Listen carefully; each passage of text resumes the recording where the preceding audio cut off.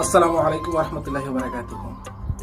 একটি বিষয় আমাদের জানার দরকার আছে যে টাকাগুলো আসলে কি যে ইউনিট সেন্টার থেকে গত বছর 24-এর বন্যা যে 100 কোটি টাকা বাজেট করা হয়েছিল, এই টাকাগুলো কি আজও কি খরচ করা হইতেছে আজও? এই টাকাগুলো যাচ্ছে কোথায়, বা এই টাকাগুলোর নিয়ন্ত্রণ কি, বা কি পরিস্থিতি আমাদের মাননীয় উপদেষ্টা ডক্টর ইউনূস সাহেবের কাছে আমরা জানতে চাই। এই টাকাগুলো কি আজও কি খরচ করা হচ্ছে?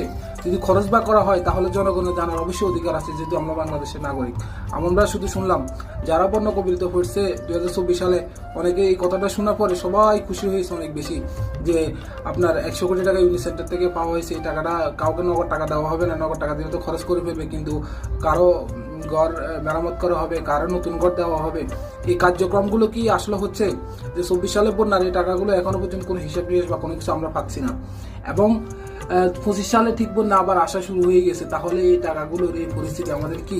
আমরা মাননীয় উপদেষ্টা আমাদের ডক্টর ইউনূস স্যারের নিশ্চয়ই এই বিষয়টা, উনি যেহেতু একজন বিজ্ঞ মানুষ, শিক্ষিত মানুষ, উনি এই বিষয়গুলো ক্লিয়ার করবেন। কারণ জনগণের মনে এই প্রশ্নটাই বারবার জাগে যে 100 কোটি টাকা আমাদের ইউনিট সেন্টার থেকে 100 কোটি টাকা আমাদের পাওয়া হয়েছে, টাকাগুলো কই?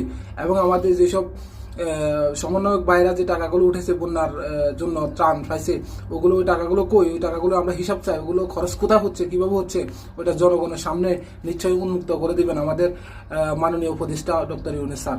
তো ধন্যবাদ, সকলকে ভালো থাকুন। এই বিষয়টা জানিয়ে দেওয়ার জন্য সবাই একটু শেয়ার করে দেবেন যেন উপরস্থ মহলে এই ভিডিওটা একটু পৌঁছে যায়। তো ধন্যবাদ, সবাইকে ভালো থাকুন। আমার পেজটা নতুন পেজ, একটু ফলো করে দেবেন। ধন্যবাদ, সকলকে ভালো থাকুন। আসসালামু আলাইকুম।